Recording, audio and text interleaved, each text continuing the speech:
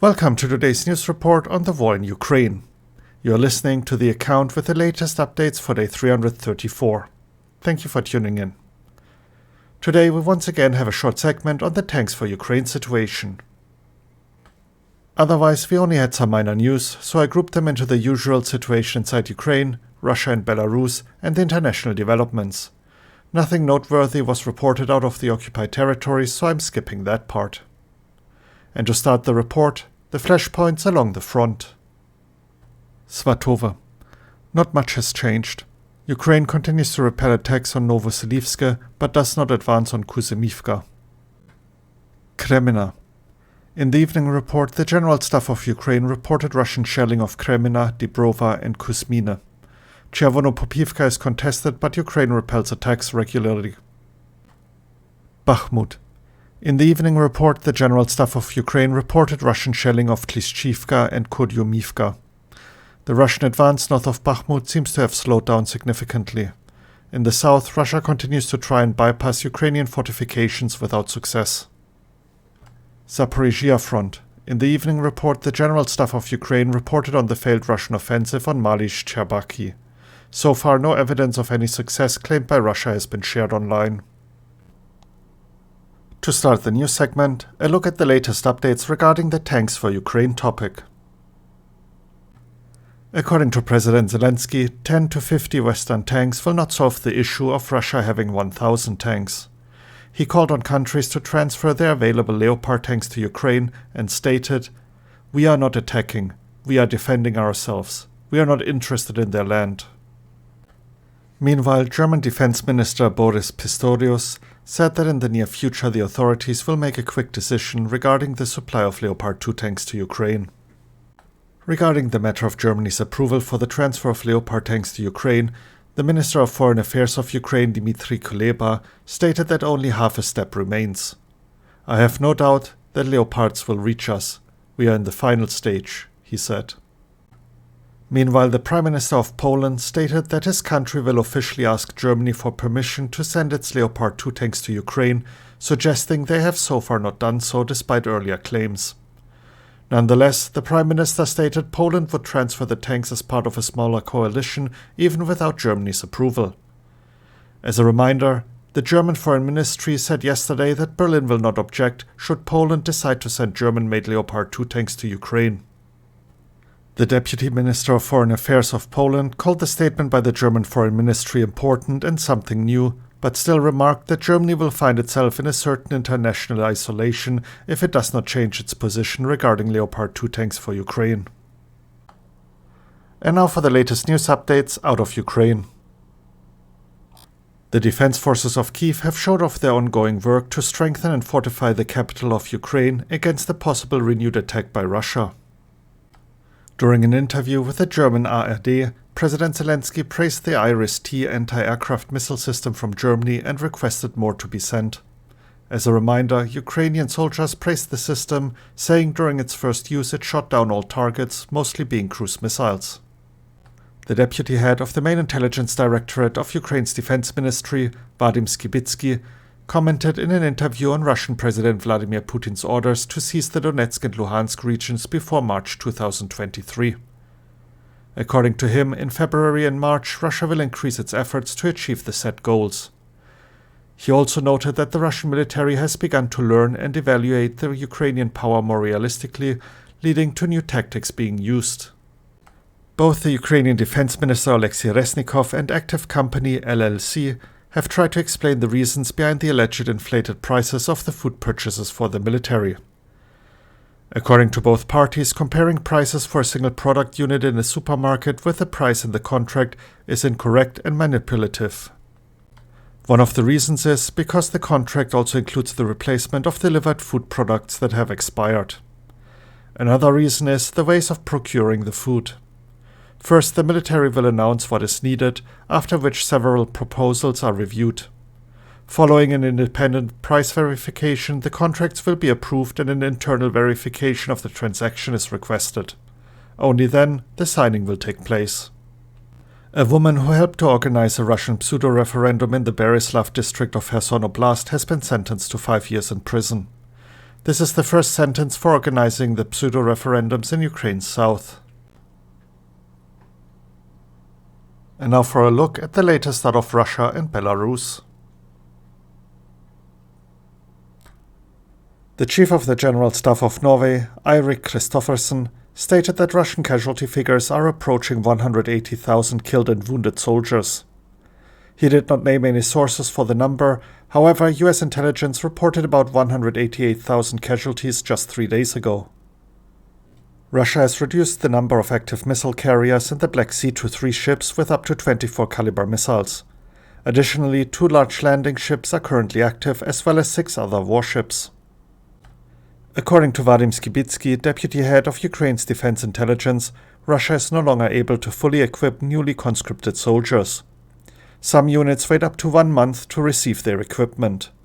As a reminder, Russia has recently begun to remove T-62 and D-30 howitzers from long-term storage.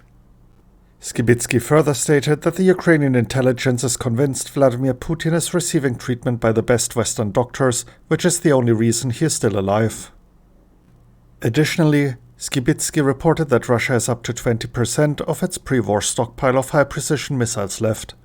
During the last missile attack, Russia used fewer than 30 precision-guided missiles compared to earlier attacks using over 60.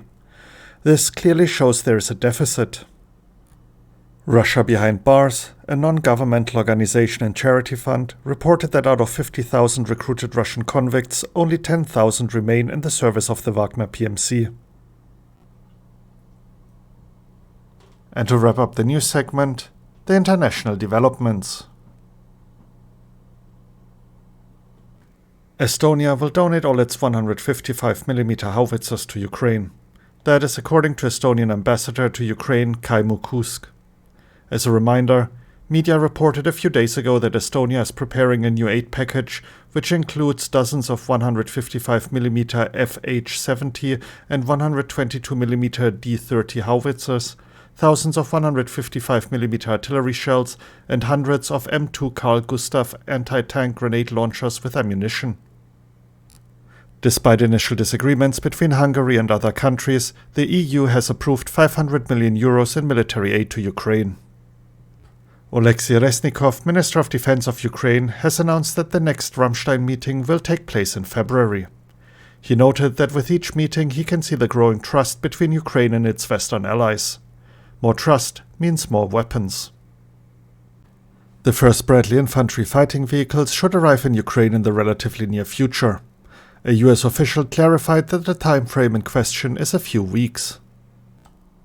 And now for the intelligence report segment, starting as usual with the UK Ministry of Defense.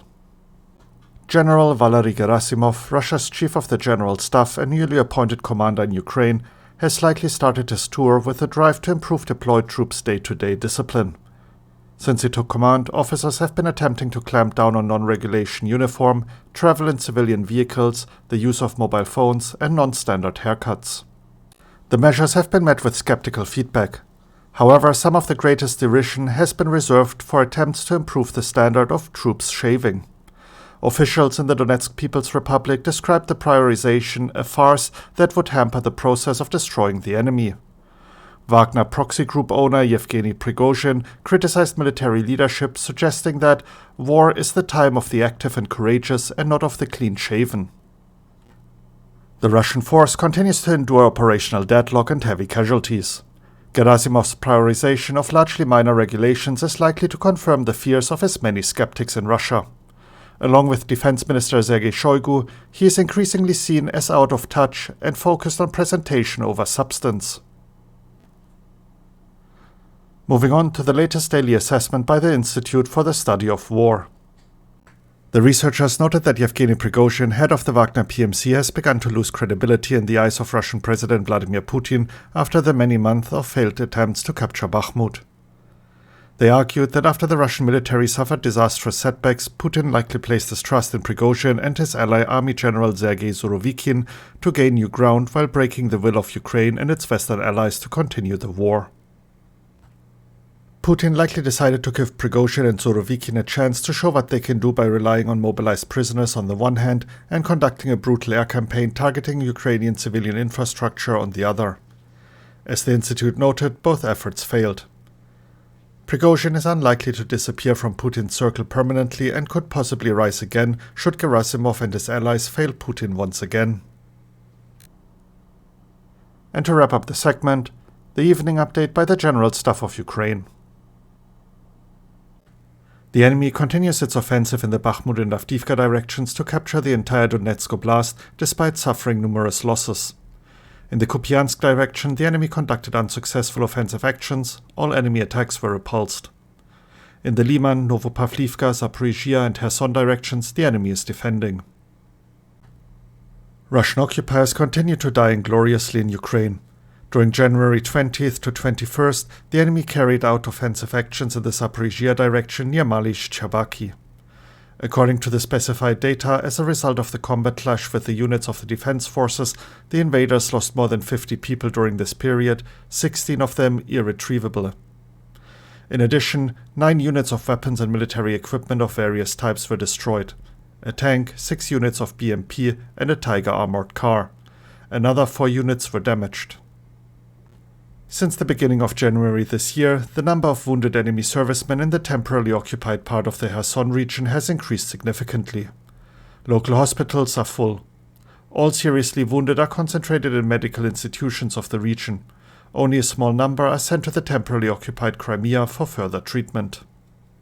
In a number of settlements of the Severodonetsk district of the Luhansk Oblast, the Russian occupiers are trying in every way to isolate the local population from receiving information.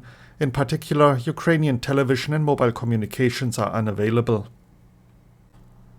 And that wraps up today's news report. If you're interested in any of the articles I mentioned, you can find links to them in the description as usual. Thank you for taking the time to tune in, and have a great day. You were listening to The Account. Slava Ukraini.